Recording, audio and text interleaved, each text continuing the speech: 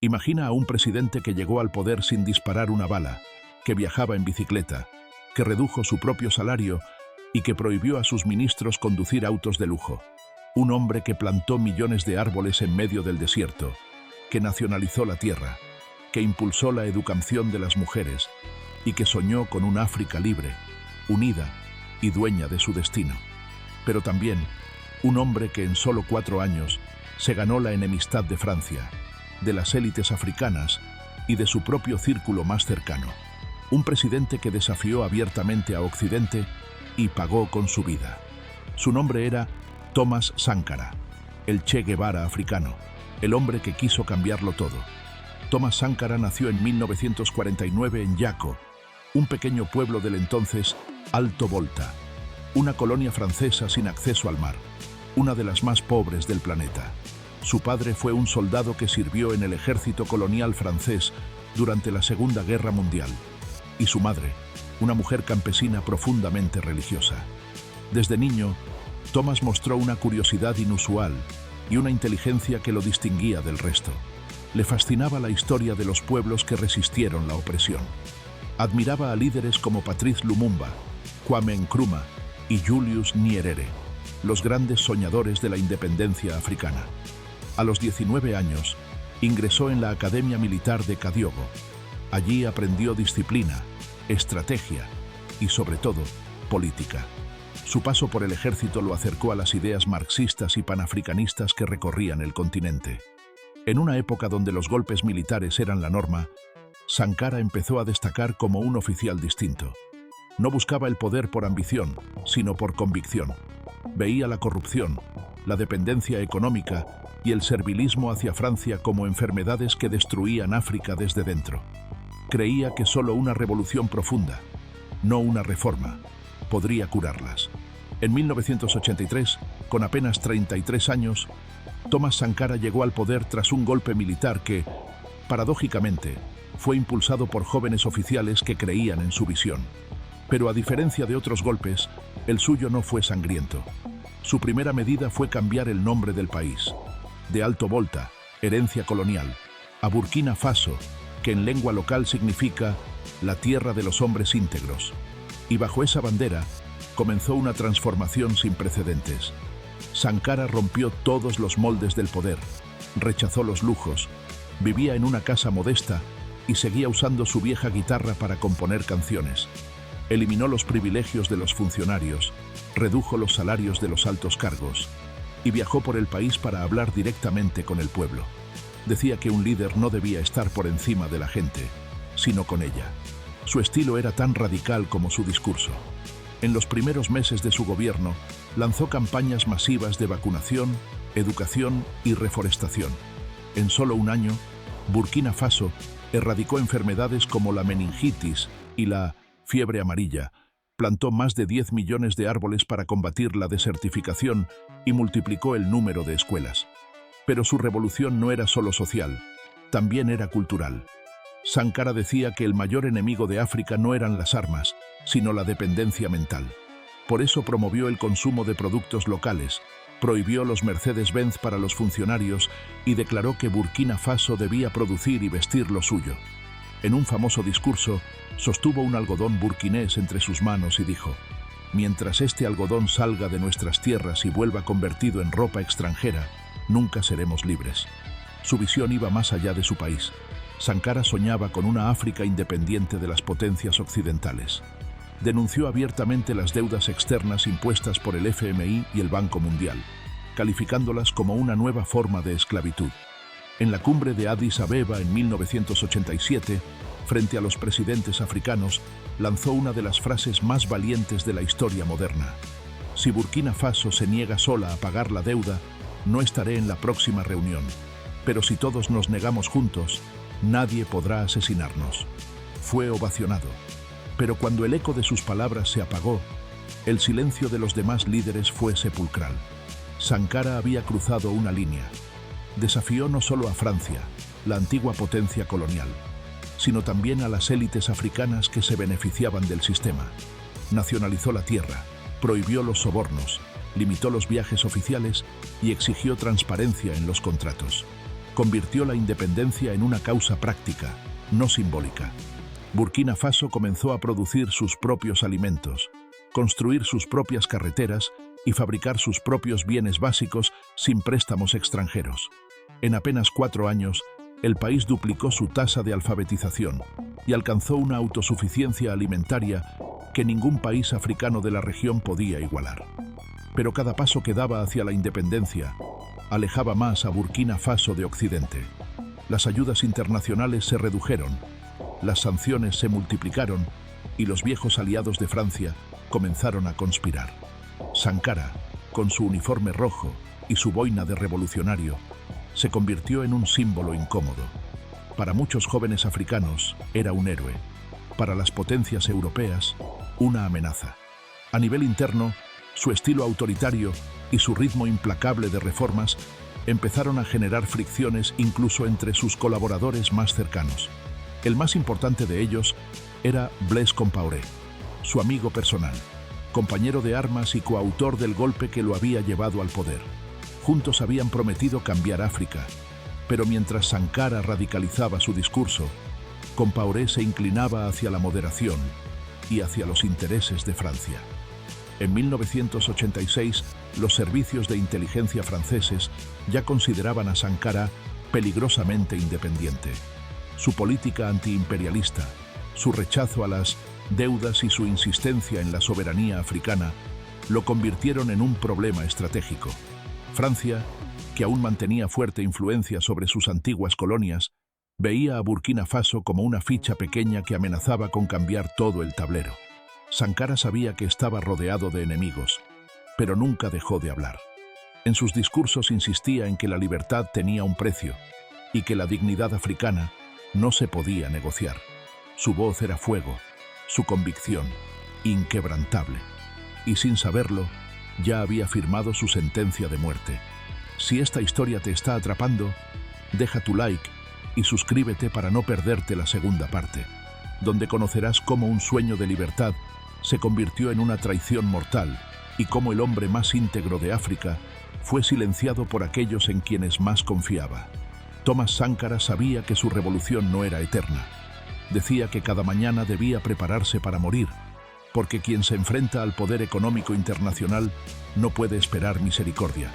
Y sin embargo, no se detuvo.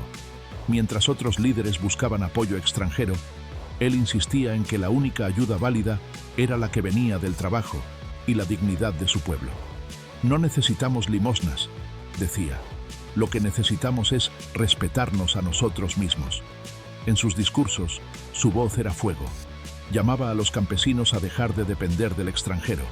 Pedía a las mujeres que ocuparan el lugar que les correspondía y exigía a los jóvenes que construyeran un país nuevo con sus propias manos. En menos de 5 años, logró lo que muchos creían imposible. Burkina Faso comenzó a caminar sola. Sus políticas transformaron el campo. Redistribuyó la tierra que antes estaba en manos de los terratenientes y la entregó a los agricultores. Creó cooperativas, eliminó intermediarios y lanzó un plan nacional para alcanzar la autosuficiencia alimentaria. Los burkineses, por primera vez, podían comer lo que producían.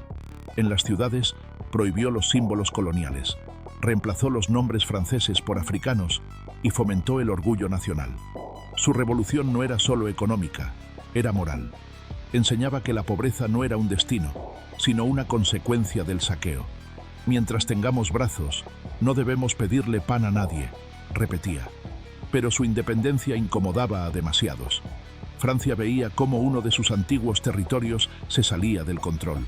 Las empresas extranjeras perdían privilegios, los políticos locales ya no podían enriquecerse con sobornos, y el FMI encontraba cada vez más difícil imponer sus programas de ajuste. Sankara denunciaba públicamente la caridad envenenada de los préstamos internacionales. Decía que aceptar dinero del FMI era aceptar cadenas. Sus discursos eran retransmitidos por radio a toda África y se convertían en un faro para millones de jóvenes que soñaban con un continente libre. Y eso, para las potencias coloniales, era peligroso. Sankara no solo estaba cambiando su país, estaba encendiendo una chispa continental. En Ghana, Nigeria y Costa de Marfil, empezaron a surgir movimientos que usaban su nombre como símbolo de resistencia. En Europa, los periódicos comenzaron a describirlo como el líder más incómodo de África. En Washington y París, su nombre se pronunciaba con cautela. El joven presidente se estaba convirtiendo en un problema. Mientras tanto, dentro de Burkina Faso, las tensiones crecían. La austeridad impuesta por Sankara afectaba a las élites urbanas, y su estilo frontal lo hacía parecer intransigente. Sus discursos, apasionados y duros, inspiraban a las masas, pero irritaban a quienes se sentían desplazados del poder. Incluso algunos de sus aliados militares empezaban a verlo como un idealista imposible de controlar. Entre ellos, Blaise Compaoré, su compañero de revolución, comenzó a distanciarse. Sankara no lo sabía, pero la traición ya había comenzado. Los contactos entre Compaoré y agentes franceses se multiplicaban. París veía en él a un aliado más manejable, alguien dispuesto a devolver a Burkina Faso al redil del mundo civilizado. Los informes de inteligencia advertían que Sankara se había vuelto demasiado popular, demasiado independiente, demasiado peligroso. Su destino estaba escrito, solo faltaba el momento. En 1987, Burkina Faso se preparaba para celebrar el 4º aniversario de la revolución. Sankara planeaba un nuevo paquete de reformas: nacionalización de las minas, expansión de las cooperativas y la creación de una moneda local desligada del franco CFA. Aquello fue el detonante. Para Francia, que controlaba la moneda de más de una docena de países africanos, esa medida equivalía a una declaración de guerra económica. En reuniones secretas se discutió su reemplazo. Los aliados de Occidente dentro del continente veían su caída como inevitable. El 15 de octubre de 1987, Sankara asistió a una reunión en el Consejo Nacional de la Revolución. A su lado estaban sus ministros, sus guardaespaldas y su amigo Blaise Compaoré. Era una tarde calurosa, tranquila. Nadie imaginaba que sería la última. De pronto, se escucharon disparos. Un grupo de soldados rodeó el edificio y abrió fuego. En pocos minutos, todo había terminado. Thomas Sankara cayó junto a 12 de sus hombres. Tenía solo 37 años. El golpe fue rápido, quirúrgico y brutal. En cuestión de horas, Blaise Compaoré asumió el poder. Declaró que Sankara había muerto accidentalmente y prometió continuar su legado con realismo. Pero el realismo, en ese contexto, significaba sumisión. Los proyectos revolucionarios fueron cancelados, las relaciones con Francia se restablecieron y las políticas de autosuficiencia se abandonaron. El país volvió a depender de los préstamos internacionales. La revolución había muerto y su líder fue enterrado en una tumba sin nombre. El pueblo no tardó en comprender lo ocurrido. Miles de burkineses salieron a las calles, llorando y gritando el nombre de Sankara. Su imagen, prohibida por el nuevo régimen, comenzó a circular en panfletos clandestinos, murales y canciones. Se convirtió en mártir, en símbolo, en mito. La propaganda intentó borrar su memoria, pero cuanto más lo ocultaban, más crecía su leyenda. En África, su nombre empezó a pronunciarse con respeto y melancolía, como un recordatorio de lo que pudo ser. Durante años, Blaise Compaoré gobernó con mano dura, sostenido por el apoyo de Francia y los organismos internacionales. Bajo su mandato, Burkina Faso volvió a ser aceptable para Occidente, obediente, endeudada y silenciosa. Pero el fantasma de Sankara nunca desapareció. Sus ideas, sus frases, sus gestos seguían vivos en las mentes de millones de africanos. Años después, jóvenes estudiantes pintarían en los muros de las universidades una de sus frases más célebres: podrán matar al revolucionario, pero nunca podrán matar la revolución. En 2014, casi 3 décadas después de su asesinato, Compaoré fue derrocado por un levantamiento popular. El pueblo, armado solo con su memoria, gritó un nombre: Sankara. Fue como si el pasado volviera para ajustar cuentas. Las calles que una vez lo vieron marchar al poder y luego caer traicionado se llenaron de su rostro, de sus palabras, de su espíritu. Y en ese momento, el mundo recordó quién había sido. El presidente que desafió a Occidente, el líder que se negó a arrodillarse, el hombre que vivió con la integridad como bandera y murió por ella. Su historia es la de una esperanza interrumpida, una advertencia y una inspiración al mismo tiempo. Porque Sankara no solo cambió a su país, cambió la forma en que África se miraba a sí misma. Demostró que era posible gobernar sin corrupción, sin miedo y sin pedir permiso. Pero también mostró el precio de hacerlo. Y aunque su cuerpo cayó, su voz nunca fue silenciada. Si esta historia te ha impactado, suscríbete y acompáñanos en la siguiente parte, donde exploraremos cómo la figura de Sankara se convirtió en símbolo continental, cómo su pensamiento sigue vigente hoy y cómo su asesinato aún resuena como una herida abierta en la conciencia de África. Durante años, el nombre de Thomas Sankara fue borrado de los libros, de los discursos oficiales y de los medios de comunicación. En las escuelas no se hablaba de él. En la televisión, su imagen estaba prohibida. Su tumba fue ocultada y su cuerpo enterrado en secreto. Blaise Compaoré intentó borrar su legado como quien borra una frase de una pizarra. Pero lo que no comprendió fue que las ideas no se borran, se siembran. Y Sankara había sembrado demasiado. Cada campesino que había recibido tierra, cada niño que había aprendido a leer bajo su gobierno, cada mujer que había sido alentada a tomar el control de su destino, llevaba dentro una chispa de aquella revolución. El silencio impuesto por el régimen no fue olvido, fue espera, porque el pueblo, aunque calla, nunca olvida. En las noches, los jóvenes se reunían para contar sus historias, sus discursos, sus sueños. En las radios clandestinas se escuchaban fragmentos de su voz, y con el paso del tiempo, su figura dejó de ser solo la de un presidente asesinado. Se convirtió en algo más profundo, un símbolo de dignidad africana. Sankara fue llamado el Che Guevara de África, pero quienes lo conocieron sabían que su revolución era aún más audaz. No se inspiraba solo en la lucha armada, sino en la conciencia. Su arma no era el fusil, sino la educación, la autosuficiencia, la honestidad. Decía que la verdadera revolución comienza cuando el pueblo deja de esperar salvadores y entiende que es dueño de su destino. Por eso incomodaba tanto. No era un líder que ofreciera caridad, sino uno que exigía responsabilidad. Les decía a sus compatriotas: la esclavitud más peligrosa es la que te hace creer que necesitas a tu amo. Sus palabras, pronunciadas hace más de 30 años, siguen teniendo un eco aterrador en el presente. África sigue siendo un continente rico en recursos, pero pobre en poder. Las mismas estructuras que Sankara denunció siguen vigentes. La dependencia del franco CFA, los préstamos condicionados del FMI, las multinacionales que extraen riquezas a cambio de promesas vacías. Nada de eso era casual. Sankara lo vio venir.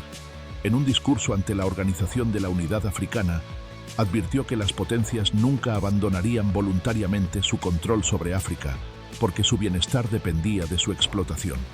Nos hacen sentir culpables por nuestras deudas, dijo, pero esas deudas fueron firmadas por dictadores a los que ellos mismos impusieron. Nosotros no debemos nada. Son ellos quienes nos deben por siglos de saqueo. Aquel discurso fue su sentencia. Hoy se repite en universidades y foros internacionales como una profecía cumplida. Porque lo que Sankara describió en los 80 se ha convertido en la realidad del siglo XXI. Un mundo donde las grandes corporaciones dictan las políticas, donde las guerras ya no se libran con tanques sino con contratos, donde las deudas son más efectivas que las balas. Y sin embargo, a pesar del tiempo, su ejemplo sigue inspirando. Jóvenes líderes africanos, artistas, activistas y movimientos sociales han retomado su figura como bandera de resistencia. En Ouagadougou, su rostro aparece en murales, camisetas y pancartas. En las universidades, sus discursos se estudian como lecciones de política y ética. Su imagen, con la boina roja y la mirada firme, se ha convertido en el recordatorio de que otra África fue posible, aunque durara poco. La pregunta inevitable es: ¿por qué Sankara sigue vivo en la memoria, mientras tantos otros líderes fueron olvidados? Tal vez porque no robó, no se enriqueció, no se rindió. En un continente marcado por el cinismo, él fue la prueba de que se puede gobernar con principios. Rechazó villas, coches oficiales y privilegios. Se negó a tener cuentas en el extranjero. Su esposa cocinaba en casa y sus hijos estudiaban en escuelas públicas. Era incorruptible y eso lo hacía peligroso. Las potencias pueden negociar con dictadores, pero no con hombres que no tienen precio. El pueblo lo entendió mejor que nadie. Décadas después de su muerte, cuando el régimen de Compaoré empezó a tambalear, fueron los jóvenes quienes salieron a las calles con su nombre en los labios. No gritaban por venganza, sino por justicia. Querían recuperar el país que Sankara les había enseñado a imaginar. En 2014, las protestas se multiplicaron. Compaoré, acorralado, huyó del país tras 27 años en el poder. Y cuando los manifestantes llegaron al edificio del Parlamento, no lo quemaron por odio, sino como un símbolo. Estaban quemando el último vestigio de la traición. En ese momento, Burkina Faso volvió a pronunciar con orgullo el nombre de Thomas Sankara. Su tumba fue identificada, su cuerpo exhumado, y su familia recibió por fin el reconocimiento que le habían negado por décadas.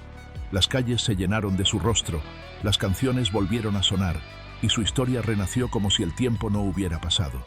Sankara regresó, no como un fantasma, sino como un faro, y su mensaje, lejos de pertenecer solo al pasado, se volvió más actual que nunca.